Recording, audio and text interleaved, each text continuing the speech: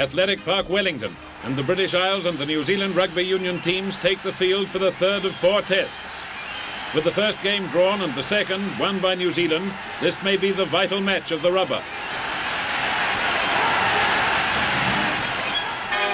British Isles win the toss. Scott kicks off for New Zealand and the referee orders a scrum at the halfway.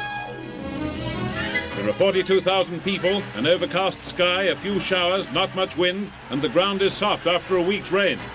British Isles hook the ball from the first scrum of the match, and Kyle sends it to touch just past the 10-yard mark. The British Isles backs have it again, but Matthews is brought down. From a ruck it goes to Bledden Williams, their captain for today, who left foots it for touch with a beautiful kick just short of the corner.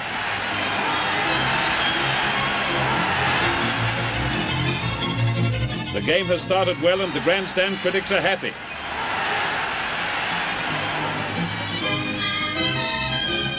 From the ruck it goes over the New Zealand goal line. Scott gathers in, dodges one man, kicks for touch from in goal, finding it about 10 yards out. The kind of play that makes strangers in the crowd old friends. From a scrum, Bevan gets it for New Zealand, passes to Scott, who's come into the back line as an extra man, but the referee penalises New Zealand for a scrum infringement, and Robbins takes the kick for British Isles. It's over, and British Isles lead 3-0. From a line out, the forwards pack round, and the New Zealanders hook it back to Bevan, who gives it to Haig. Haig tries to go through on his own, but is well tackled by Kyle and Mackay. Rimmer kicks ahead. It's picked up by Roper and thrown back to Scott. Scott passes infield at the halfway mark to Roper. He's stopped and the New Zealand forwards overrun the ball. Now Bevan has it. Ian passes to Simpson, who takes it down to the British Isles 25. The ball rolls loose and Kyle kicks it into touch. Cleaver puts the ball into the scrum for the British Isles. He dodges Crowley, runs round the scrum, cuts out 2 men and hands it to Bledden Williams, who races down the field on his own. Mate stops Williams and his pass to Nelson goes astray. Clifford picks it up and his pass is intercepted by Haig, who runs across and kicks for touch.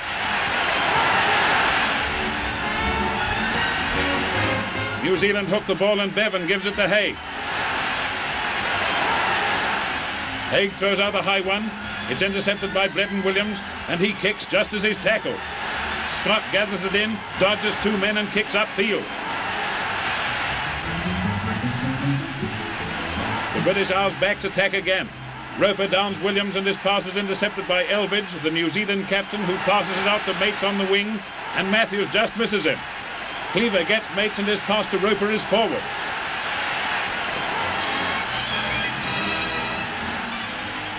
Bevan puts the ball into a scrum inside the British Isles 25. New Zealand are now playing 1 man short, but Elvidge makes a determined bid for the line. He's stopped, the ball goes loose, and Skinner dives across but overruns the ball. A narrow escape for the visitors and a disappointment for the New Zealand supporters.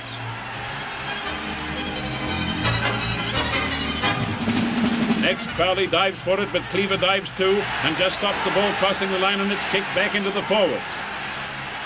It comes out to Haig, who goes for the corner with Mates outside him. He passes out, but Mates finds Thomas in the way. The referee awards New Zealand a penalty for obstruction and Scott takes the kick. It drops beside the post and Clifford takes it and runs across the goal line. He's tackled and the ball rolls loose. Bevan gets it, sends it along the New Zealand back line. It gets as far as Elvidge, he loses it, and now the British Isles backs are taking play right down the field.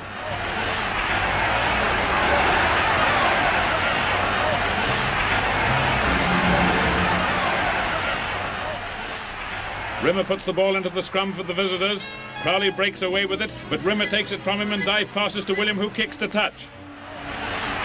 Half-time and time for a stretch. The score, British Isles 3 points, a penalty goal, and New Zealand 0. After half-time, New Zealand are playing 2 short in the forwards with Elvidge playing as extra back. The ball comes along the New Zealand line to Johnson. He passes to Elvidge, and Elvidge races for the line and crashes over in a tackle. A gallant effort by New Zealand's captain, who just returned to the field after having 4 stitches put in his forehead.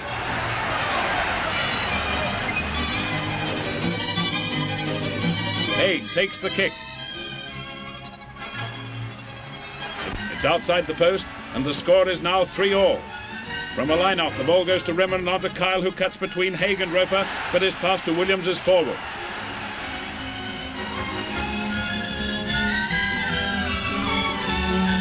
From a scrum, Bevan gets the ball out to Haig, and Haig out to Roper.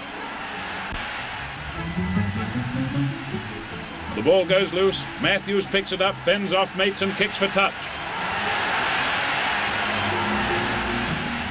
A few minutes later, New Zealand are awarded a penalty, and Scott has a shot. It's over.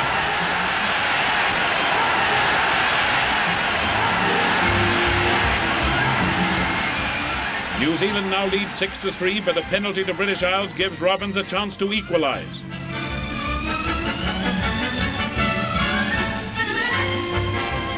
A good kick, but just outside the post. With only a few minutes left and New Zealand leading by the slender margin of 3 points, both sides are playing all out. British Isles needs at least a draw to save the rubber, and New Zealand have won it if they can hang on to their lead and take this game.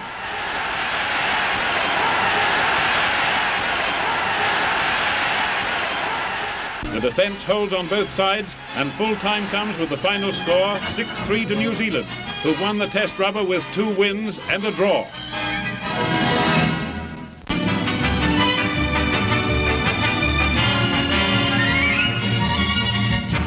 At Wellington's Athletic Park, the Governor-General, Sir Bernard Freyberg, BC, meets members of the New Zealand Maori team, which is playing the visiting British Isles Rugby Union team in the final match of their tour.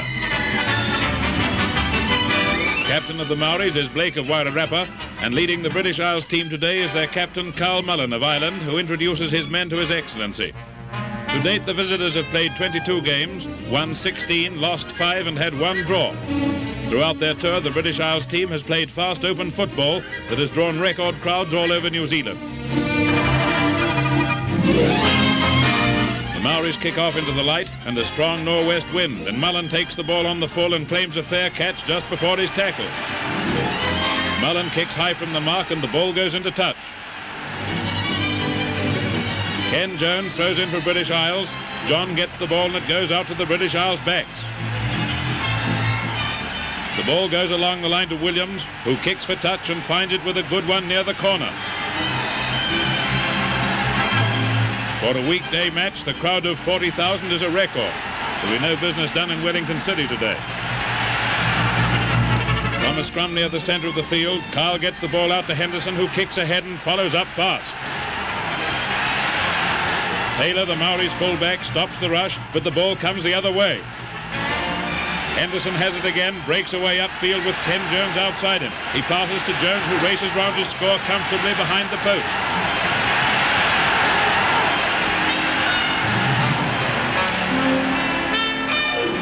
Lewis Jones, British Isles fullback, has no trouble with the kick from right in front.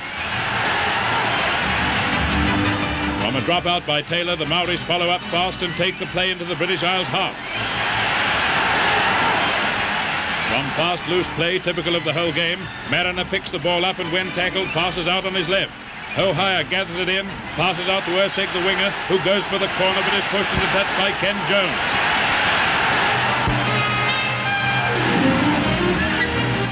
From the line out, Paiwai, the Maoris half-back, throws out a long pass to his backs. Peter Smith picks it up and drop kicks for goal.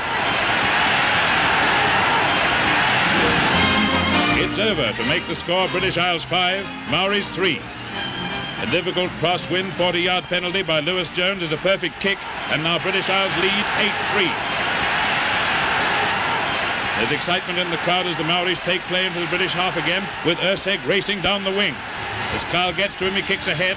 Lewis Jones fails to force, and Ursig dives on it for a try.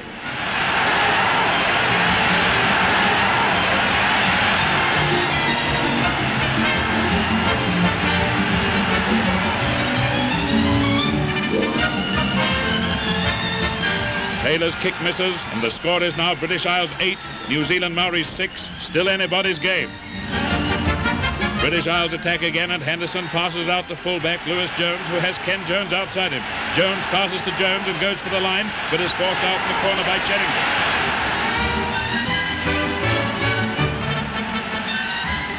From the line out, the forwards get the ball back to Black, who reverse passes to Kyle. Again, Lewis Jones comes into the line to make extra man, but the Maoris' defence holds, and when Williams is tackled, the ball is kicked into touch.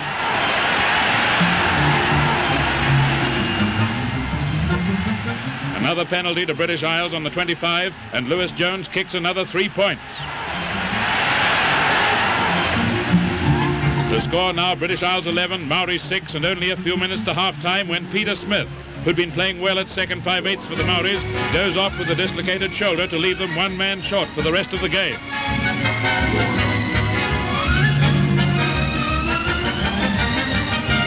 Once again, Lewis Jones comes into the back line. This time he cuts right through the Maori defence, draws the fullback, and passes to Henderson, who scores near the corner.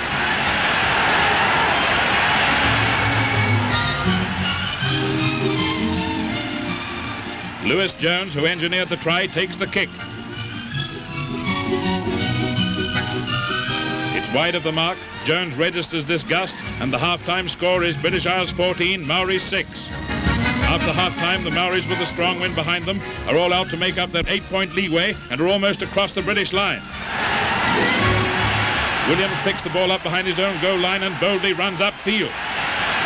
He kicks for touch, but it bounces off McLaughlin, who kicks ahead and makes for the line, but Lewis Jones gets there first and forces. From a line out, the Maori forwards break through and dribble the ball down towards the British line again. It's over the line, and Heffery dives on it for a well-earned try.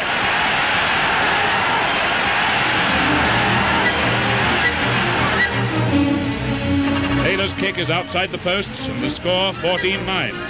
The Maoris, playing one short, have been attacking most of the second spell. Goldsmith takes the ball towards the British Isles 25. His pass infield is intercepted by Stevens, but Stevens is well swamped by Goldsmith, Blake and Ratterman. Time is growing short, and the fight for possession of the ball is fierce. From the ruck, Highway sends the backs away again in another bid for the line. Shevington's pass to Ersick is snapped up by Ken Jones, and the Olympic sprinter flies up the touchline. Jones swerves infield looking for a gap, but it's closed, and he's brought down after a 50-yard run. From a scrum in the Maoris' half, Black gets the ball, dummies, and then goes round the blind side on his own.